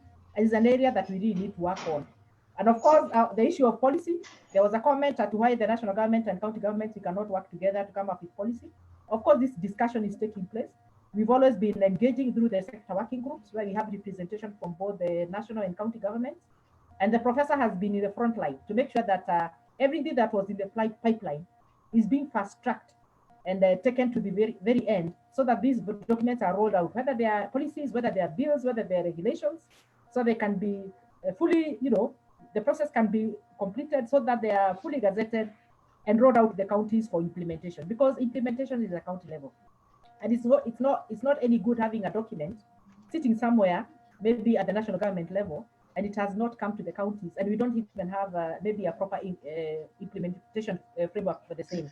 So I've always been challenging my professor here, because the roles of policy making, capacity building, not to mention, of course, the issue of export and import lies within the national government. But sometimes we have very good documents, but the capacity to implement those documents at the county level to bring the transformation that we want is lacking in counties. And this can be effectively be done by the national government, because the role of the capacity building is there. I know Professor will tell me even him, he doesn't have resources to come to counties and help us now boost that capacity. I know he's also suffering because even I know his budget is also constrained. But we are saying that if agriculture is given enough resources, enough attention, we can be able to change this whole landscape, and we would not even talk about food insecurity in this country. It's okay, yeah. Mary. Okay, Duncan, we can hear you. Mute yourself. No, it's okay. Okay, back to Kingwa. We also take time that we are remaining 15 minutes. Honorable Nzomo, I'm actually because I was stuck when you said that there are model farms and people can visit them. You said they're online. Which websites are they on? I didn't say they are online. We are saying we are setting them up at the county level. In every ward, we have a model farm where we demonstrate best practices, best technologies, because the technology is actually the way to go. Where can one find such information? Where can one find such information? From the counties. And I believe everybody comes from a county. So you get in touch with the nearest agriculture extension officer, you'll be able to get that information. And I must applaud, there's something that was done through one of the programs that we are having, ASDSP. Suitability maps were done for each and every county in this country. And what we just need is that document to see what each county is best placed to produce in this country. And of course, those suitability maps also tell us what we need to be put in place to be able to unlock the productivity and the profitability of those particular value chains. Okay, was it a document? Yeah, it's in a document. That one, I'm sure it's in the website. Professor can confirm the suitability maps. They were done by a consultant, yes. And I think each county can actually be able to access that and see what each county is best suited to produce, so that we don't have, promoting value chains that do not do well in certain areas. And I'm happy that through the ASTGS now, there are at least 6 value chains that we are addressing, both for food and also for commercialization. Because I talked about the commercial aspect. Yes, it's good to have food, but it's also good to have the cash crops, so that for those people who don't have farms, those people who don't have capacity now to produce enough food, they can also have now those cash crops and use the money from those cash crops to buy food, to buy the maize. Thank you very much, Honorable Nzomo, and just to hear about all the work that you've been doing and how your strong hand on the pulse of things. Can I say something? Yes, Professor Mboka. In Kingwa, you are Kingwa, yeah. Just text the word farm to 40130, and then you can interact with the solution on e-extension from the ministry. Professor, kindly repeat that we type to. 40130. Type the word farm, and send it there. Okay. And then it will start interacting with you. You can register and you can get information on how to grow certain things. Okay, Kingo, back to you. Okay, right. Thank you for that, Professor. I've sent my message. I'm awaiting a response. But yeah, so we just really have 11 minutes to go. This has been quite useful, very useful. Not just for people in policy making, not just for people in the world of enterprise, but also for those who are starting out, who are interested to start out as farmers and really get into the world of farming. So thank you all really for just coming on board and sharing, telling us about all the work that you've been doing in the counties, just sharing all the information that you have. And bringing so much passion and sharing that with us. We're very, very, very happy, very grateful. So for now, we'll just give each of you a minute. And now for this one, it'll actually be a minute so that we make sure that we're able to close by 8. Just about moving forward, what next on this issue of food, yeah, what next on the issue of food security in Kenya? And we can start with, I think the last, Lucy, yes, Madam Lucy. Yes, thank you, our moderator. And just before Duncan interrupted me, I was going to say yes, Pesa Mashinane, they agree with Madam Maria. Sorry, Lucy, for that. Don't worry. Maybe I was too tough. But we really want a lot of this competitiveness is really key for unlocking private sector investment. So kindly understand as we are crying. This issue of the cess, we have discussed it, and I agree that what Professor Hamadi Boga said, yes, we have the private sector, we have been having that platform to discuss the issues, but some issues, I don't know what happens, they go somewhere and we don't move further. So cess, stop. For Governor Longapuo, we like that name. And you always keep us very happy. We don't want stress, especially now. Thank you very much for inviting us to come and invest in your county. The private sector are interested. They are looking forward to investing, but kindly give them the support they're looking for. They want to ensure that there's competitiveness. They want to ensure that they're not being told, toa kitu kidogo here before they invest. And lastly, let's ensure that we look forward to attracting our youth into agribusiness. We cannot continue talking anymore. This is a serious matter with the youth being more than, how much? More than 70, 80% of the population now is the youth. So this is quite serious.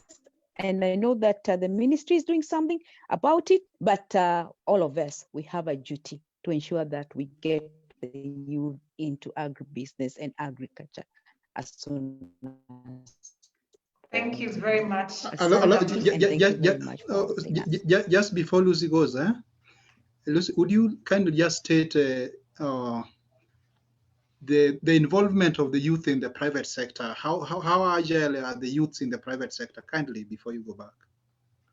Well, the thing is, we know clearly that the youth are not going to participate in agriculture in the way it is. When you talk of the kind of agriculture, the manual agriculture, and the way it is being done, the youth will not participate. So we need to bring in what they're looking for. They want us to move to technology. They want us to adopt the latest modern technologies that make them attracted to participating in the agribusiness. And at the same time, we are seeing clearly who are the people who are coming with a digital platform. We are all moving into digitalization. So we see that now time is up for our Z. This is time for our youth. And we can see clearly that they are interested. Let us give them the opportunity. It is their time, not tomorrow. And we have to do what it takes by ensuring what are they looking for.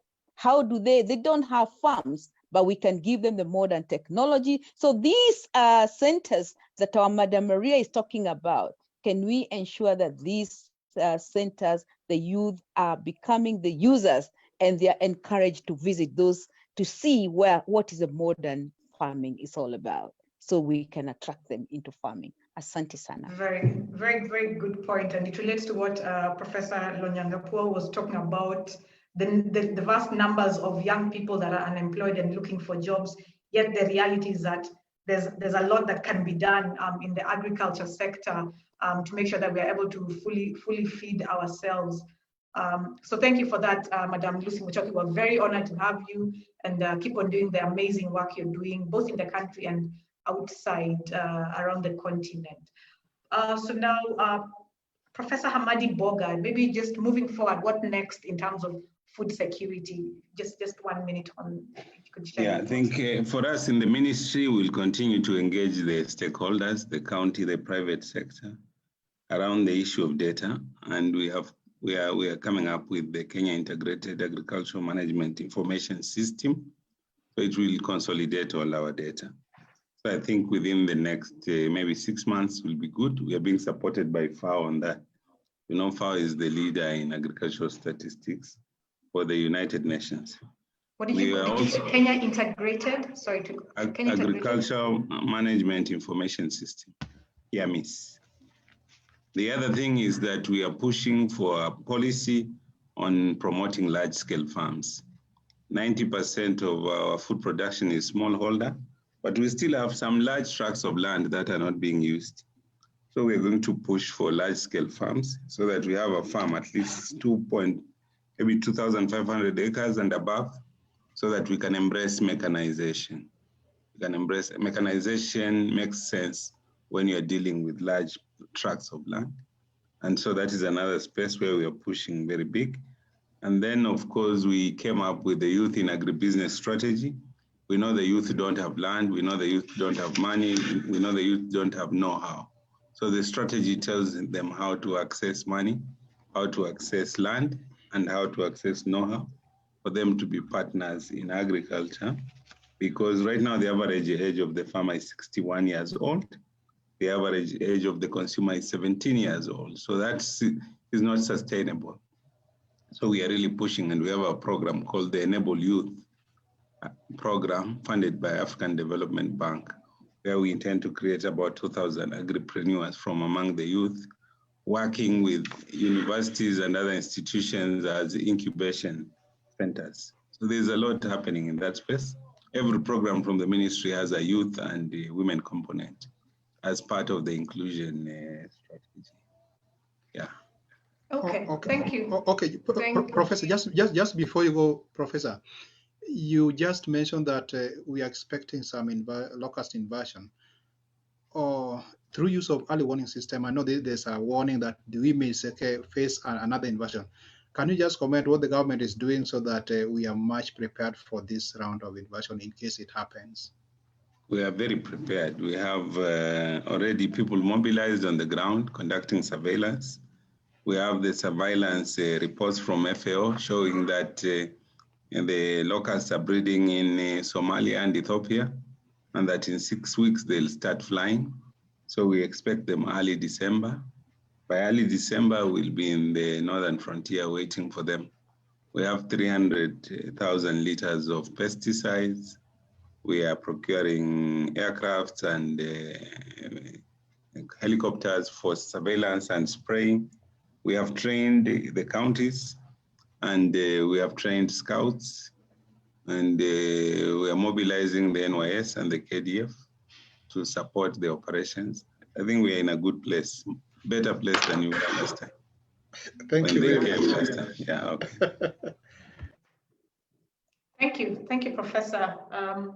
I feel that under your watch, Kenya as a country will restore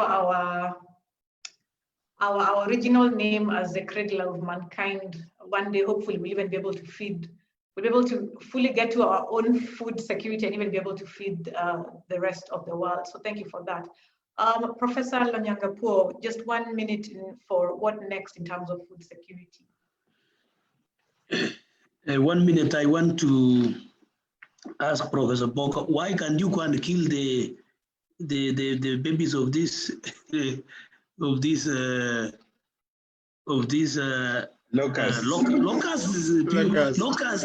go and kill when they're still young.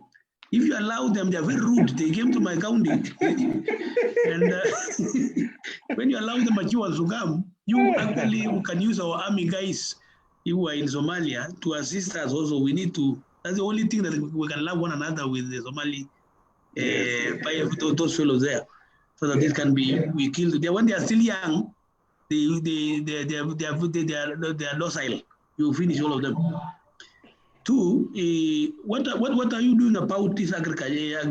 Fertilizer. We caught very interesting fertilizer last year. Personally, I bought fertilizer, which I still call up to now. They said it was cleared from Tanzania. And the maize were just not germinating. So we need to, Kenya Bureau of Standards and all the agencies in the ministry needs to be up and serious so we don't consume problem around. Lastly, ADC farms and Kenya seed. You need to empower ADC farm. There is no way ordinary farmers can grow maize earlier than the maize seed. Why should they do maize seed in May when they already planted our commercial maize in March, April? Ask Nzomo, she will tell you. We need to see how you can enable those guys. Enable ADC, the farms are idle and they're looking ugly. I am a neighbor to one of the farms. So that we can move. Otherwise, we will continue interacting this way. We will all be able to do what we can, and I'm going to recommend that our CECs, led by Nzomo there, can you also bring the governors, or this screen will be full? So next time we meet. So that Professor, Professor, just before you go, as a politician, we normally embrace a lot of public participation in our processes. Just by commenting, which avenues do you give residents of West Pokot so that they can actually participate in all these processes of embracing agriculture and food security as a whole? We have just started a major movement around.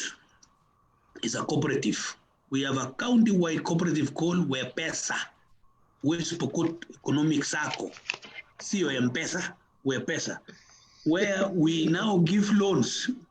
I put no less than 50 million per year from the county to rotate that money. Farmers can borrow, the young men can borrow 10,000, run with it, 150, the groups come in groups. Then we now drive them back to the farm. About it, and we think we now sit down with our neighbors so this food chain and processes in agriculture can all be appreciated by all of us. Yes. Okay, thank you very much. You said 1 minute. I can talk and talk. You know, I'm a professor. I can teach. Actually, I've missed people. So, Honorable Nzomo, yeah, just 1 minute in terms of what next for food security. Yes. The first thing we need to do is to make sure that we make agriculture exciting and attractive to the youth, because we are saying we need to attract the young generation who of course are most perceptive to new technologies, new innovations. And of course, we also need to increase efficiency in our current production methods. We are very inefficient in the way we produce in the country. And I think we can start by doing that through making sure that we mechanize our farming. And you know, mechanization doesn't mean that you're buying those big equipment. We can even have the customized technologies like now the walking tractors, which can be used by even small-scale farmers. And of course, now we are moving towards climate-smart agriculture. It's not business as usual. It's climate change. So we really need to address climate-smart agriculture through technologies like now the conservation agriculture, because things are no longer the same. And of course, we need to provide our farmers with incentives. Like now, Ready Market, guaranteed minimum returns, they used to be there. And Professor Lanyagapo will agree with me when there were guaranteed minimum returns, we're even producing surplus food in this country. And of course, the tax incentives. Recently, Professor, they imposed tax on agricultural equipment and machinery. What are we doing to our farmers? So we need to make sure that the inputs are tax exempt. And of course, last but not least, we need to fully devolve and unbundle functions which are supposed to be carried out by counties, and make sure that the resources that go with those functions are devolved from the center. Because this is what is killing devolution. This is what is making counties not be able to achieve their objective of ensuring there is a food and nutrition security at the county level, which will feed, of course, obviously into the national level. Thank you. Thank you, Mheshimiwa Nzomo, and just for really all the work that you're doing, coordinating. It's not an easy task, but you look like you've been really doing a great job at it, and keep on doing it. One word that's come out of this discussion is disconnect, and even Lennox Kaudo in the chat room says there's obviously a disconnect between farming and age. Most youth shun agriculture or rather view it as lowly. So the word disconnect has kept on coming out. Disconnect between farming and age, disconnect between farming and consumption, disconnect between food and supply. So that's a very interesting thing that's come out. But for now, just to thank you all for having come out and spoken shared your passion with us, shared your insights, that we can all learn from, both the participants and each of us here, because when we have these conversations, everything is enriched and we're able to operate, just really being aware of what's happening in different spaces. So thank you so much. Thanks for your time and thanks for your energy. And I will now hand over back to Duncan. Okay, thank you, Kingwa. Thank you very much. And I would really wish to sincerely thank our panelists for this evening, or devoting this whole 2 and over hours. It's not much easy because you guys are busy serving the nation in one way or the other. Or as a political foundation, we normally have this forum so that we know where we, the government, can fit, the national government, the county government, the CSOs, the private sector, because we believe that when we embrace democracy, when we embrace inclusivity, or such forums open doors where private sector can openly or say what they know and what they think, or the government can give us their version, the county governments can tell us what they are doing, so that the population know what is going on. So, and some of these discussions actually direct our interventions, or as we consolidate and promote democracy in the areas of food security.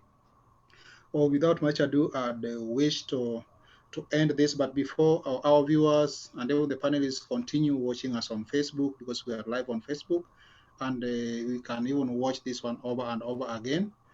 For the attendees, I know we've had several questions. Some have been answered partly. If some was not answered, then we are sorry for that because of maybe time, but continue following us on this. Once again, thank you very much, and we shall continue interacting. I'd wish to end this now for everyone. Thank you. All right, thank you, and have a good week. Yeah, thank you too. Thank you for excellent hosting. Thank you, Mary. Thank you, Professor. Thank you, Lucy, and everyone. Thank you. And thank you, our future president. Professor Majirani. Yes. Yeah, good to see you. Let's work together. Good. I'll say hi to your friend.